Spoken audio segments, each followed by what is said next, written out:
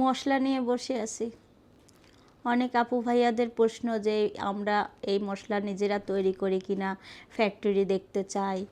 আমরা আসলে নিজেরাই তৈরি করি, নিজেরা কষ্ট করে 3-4 ঘন্টা, তাই শখে পড়ে করতেছি। আপনারা যদি কেউ অর্ডার করতে চান অবশ্যই স্ক্রিনে থাকা হোয়াটসঅ্যাপ নাম্বারে অর্ডার করবেন। আসসালামু আলাইকুম, সবাই কেমন আছেন? আশা করছি সবাই ভালো আছেন। ঘুম থেকে উঠে তো রান্নাবান্না শুরু হয়ে গেছে। একদিকে আমাদের এখানে বৃষ্টির টাইম, এখন আষাঢ় মাস, আর দেখেন আমি খিচুড়ি রান্না করছি অনেক সুন্দর করে। আর এদিকে করলা ভাজি করে নিচ্ছি, করলা ভাজিটা হওয়ার দিকে। আর এদিকে পাবদা মাছ ধুয়ে নিছি, ডাল সিদ্ধ করে নিছি দুপুরের জন্য। রান্না শুরু হয়ে গেছে, সকাল সকালে রান্না শুরু হয়ে গেছে। ভিডিও শুরু করতে পারিনি ব্যস্ততার জন্য, এখন শুরু করলাম। 10টা বেজে গেছে। আমি আজকে সকালে ঘুম থেকে উঠি দেখি যে সিদ্ধাতুলের স্কুলে নিয়ে যাব, উঠান ভর্তি পানি, পুরা একদম মনে হচ্ছে বন্যা হয়ে গেছে আমাদের এখানে।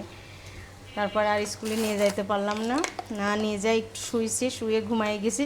আর 8টা বেজে গেছে, এখন তাড়াহুড়ো করে রান্না করতেছি। আজকে অনেক অনেক কাজ আছে।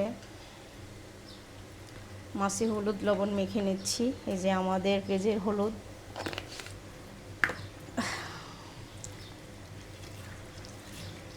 সকাল থেকে কোনো ভিডিওই করতে পারতেছি না, এমন তাড়াহুড়া করে কাজ করতেছি। মাছগুলো ধুয়ে নিলাম, ধুয়ে হলুদ লবণ মেখে নিলাম। আর এদিকে আমার খিচুড়িটাও রান্না শেষ, এখন ডিম ভেজে দেবো। আজকে আলু ভর্তা করে নেই, ডাল আর মাছ চচ্চড়ি করব, আজকে বেশি কিছু রান্না করব না। করলা ভাজিটা আমার হয়ে আসছে, এখন আমি নামাই নেব। দেখেন করলা ভাজিটা দেখাই, করলা ভাজি। আর আমার আপু ভাইয়ারা বলছেন কড়াইগুলো পাল্টাতে, আসলে আমার পাল্টানো সময় পাচ্ছি না। অনেক অনেক কড়াইগুলো আছে, সবগুলো নিয়ে যায় একবারে চেঞ্জ করার। খিচুড়িটা দেখেন, পোলার চালের খিচুড়ি রান্না করছি। আমার কাছে চাইছিল পোলার চালের খিচুড়ি খাইতে, কিন্তু সেই খিচুড়িটা একদম তেল ছাড়া। ভালো লাগছে, ঝাল কম, তেল কম। যুবা আজকে সবাইকে এই খিচুড়ি খাওয়াচ্ছি, তাই না যুবা? ভালো লাগছে না? হাতে মাখাই দিছিলাম অল্প তেলের জন্য, আর আম্মার এই যে সাদা অংশটা পোস্ট করে দিছি। তারপর আবার আম্মা টিস্যু দিয়ে, কে দেখলো, টিস্যু দিয়ে মুছি নিছে। কে ডাকছে? সিদ্ধাতুলে কি স্কুলে নিয়ে যায়নি? কিভাবে নিয়ে যাব? পানির ভিতর দিয়ে হাঁটবো কিভাবে? ড্রেনের পানি।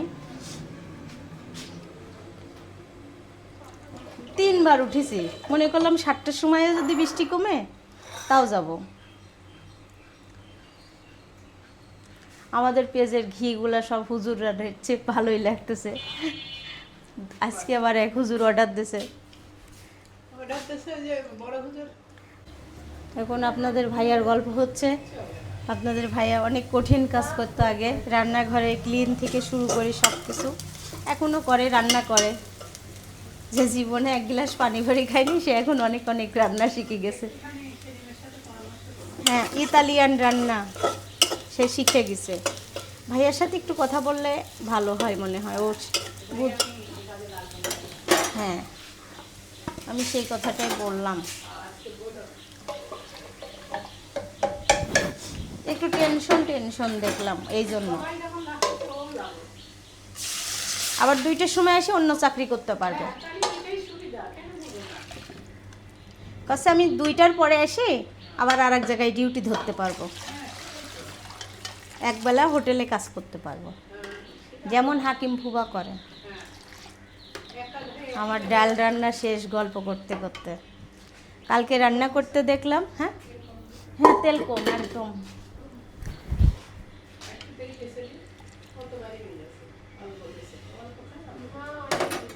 আমি দিছি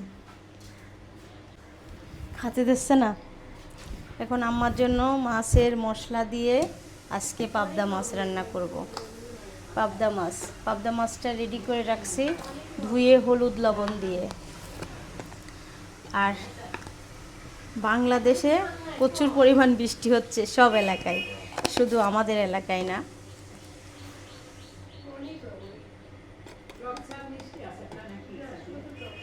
শুধু টক। আর আম্মার তরকারিতে মাইপি দিতে হবে তো, তার জন্য এই যে চামচ নিয়ে নিলাম। আম্মা বিশ্বাস করে না, সাদিয়ার একটা হাতের মাপ আছে। হ্যাঁ, সাদিয়ার একটা হাতের মাপ আছে, একটুক ছাড়া আমি তেল দিই না। সত্যি কথা, আমার একটা হাতের মাপ হয়ে গেছে। হ্যাঁ,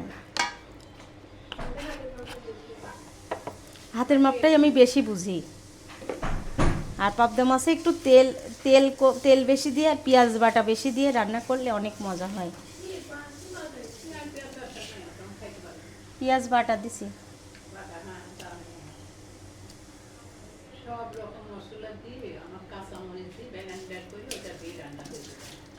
তাহলে ওগুলো ব্লেন্ডার করতে হবে। এই যে সুন্দর করে মেখে নিলাম। যদি থাকে আমাদের এই যে মাছের মশলা। হ্যাঁ হ্যাঁ, এবারটা বেশি সেন্ট হয়েছে, বেশি সুন্দর হয়েছে।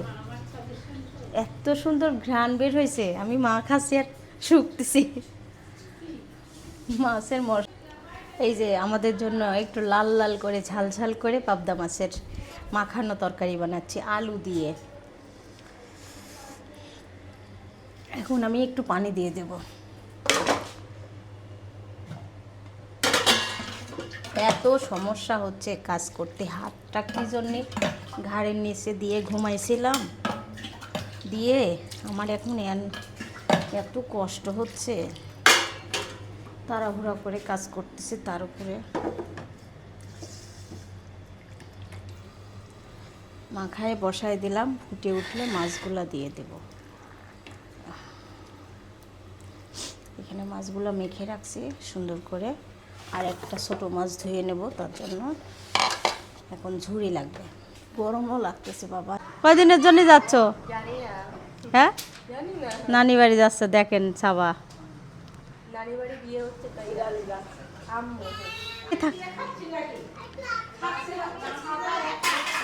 হ্যাঁ। ও, তোমার ছোট মামি তোমাকে নিয়ে যাচ্ছে, তাই এত যাওয়ার জন্য প্রস্তুতি? বোন, আমি ছিলাম না, দেখেন কিভাবে মোবাইল দেখে। এটা কি গেম দেখতেছ? জ্ঞানী। আর আমার এই ছোট্ট কলিজাটা, আমি একটু বাহিরে গেলে অনেক দুষ্টুমি করে, মিতা ময়নাকে অনেক জ্বালাতন করে। এই কলিজাটাও জ্বালাই, খিদা লাগি পাগল হয়ে যায়। আর এদিকে আমার রুমের সব মশলা রেডি করতেছ। এই যে আমার আপু ভাইয়ারা অর্ডার করছে, বৃষ্টির কারণে অর্ডারগুলো দিতে পারিনি, তার জন্য আজকে রেডি করতেছি। আর অনেক বৃষ্টি হচ্ছে, সব মানে ঘন্টায় ঘন্টায় বৃষ্টি। আজকে তো কালকে তো সারা রাত বৃষ্টি হয়েছে। আর আমাদের ভাইটাও কালকে অসুস্থ ছিল, তার জন্য কালকে দিতে পারিনি। আর সিটাতুল ওখান থেকে 500 গ্রামের কোটা দাও। আর আমি মাপামাপি করতেছি, সব কিছু রেডি হচ্ছে এই যে আপনাদের কাছে পৌঁছানোর জন্য। অনেক আপু ভাইয়ার অনেক আশা নিয়ে অর্ডার করছে, ভাবতেছে হয়তো বা দেরি হচ্ছে কেন, আরও দাও, দেরি হচ্ছে কেন। কিন্তু আসলে কি আমাদের মানে সব কিছু রেডি ছিল, বৃষ্টির কারণে দিতে দেরি হচ্ছে। অলমোস্ট বাজে 6:32, 40ই বাজে। মানে আমাদের ওই ঘড়িটা, দেওয়াল ঘড়িটা স্লো আছে। আর প্রচণ্ড পরিমাণ 2-3 দিন ধরে বৃষ্টি হচ্ছে। বৃষ্টির কারণে একদম স্যাঁতস্যাঁতা জায়গা সব কিছু। আর আমরা এখন দুপুরের খাবার খাচ্ছি, দেখাচ্ছি দাঁড়ান। অন্ধকার হয়ে গেছে, সন্ধ্যার নাস্তা খাবার দরকার ছিল। এই যে আম্মা খাচ্ছে একটু, কি দিয়ে খাচ্ছেন এখন? পাবদা মাছ। আর সন্ধ্যার নাস্তা করতেছে। আমার ঘন ঘন খাওয়া লাগবে, তার জন্য আম্মা একটু আমাদের সঙ্গে সন্ধ্যার নাস্তা করতেছে। ঘন ঘন না, অল্প অল্প করে, অল্প অল্প মানে 6বার খাইতে বলছে ডাক্তার। 6বার? 6বার। পাবদা মাছ ভালো লাগলো? হ্যাঁ। মশলাটা কেমন লাগলো? ভালো, মাছটা স্বাদ হয়েছে। অনেক স্বাদ হয়েছে, তখনই বোঝা গেল। ওই ওই তরকারি তুমি নিয়ে নাও, যে আমার এখানে আছে তরকারি, ওরা সবটুকু নে না।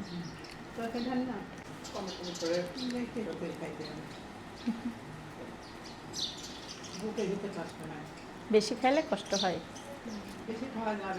একটু ডাল নেবেন। কমে যাচ্ছে, 42 কেজি। দিন দিন কমে যাচ্ছে, 1 কেজি করে দিনে কমতেছে, বুঝছো? দিনে 1 কেজি তেল কমেছে। কি করবো কোনো? কি জন্য ভুল অপারেশন করা ঠিক হয়নি? না, বাংলাদেশে করা উচিত ছিল।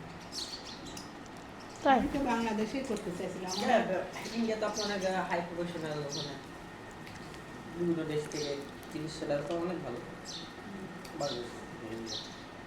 ভালো তো আমার এখন আল্লাহ পাক একটু জানে। ডাল নেবেন? না, এই ঝোল দিয়ে খাবো। ডাল নেন। আমার থেকে আমার হচ্ছে অপারেশনের কথা শুনে এক আপু কমেন্ট করতেছিল না? উনি কোথায় এখন? কোথায় তুমি বলো? কোথায় এখন? ওই যে ঢাকায় থেকে অপারেশন করা এসেছে।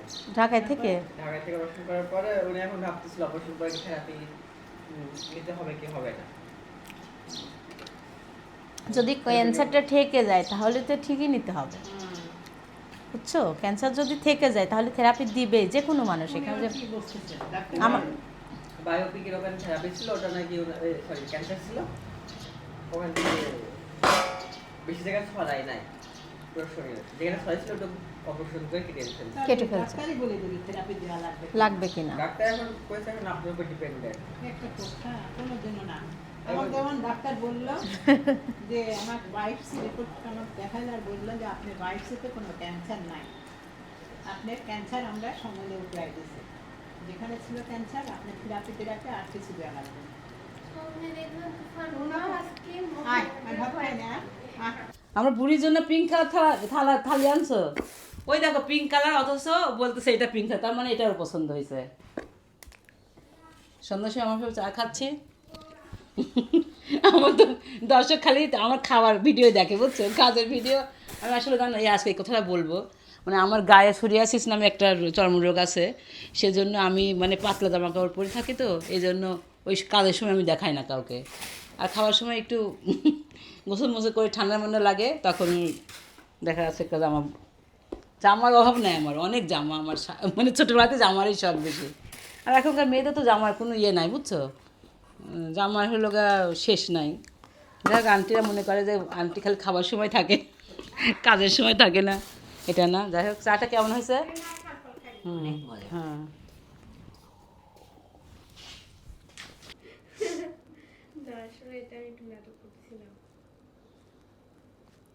মশলা নিয়ে বসে আছি।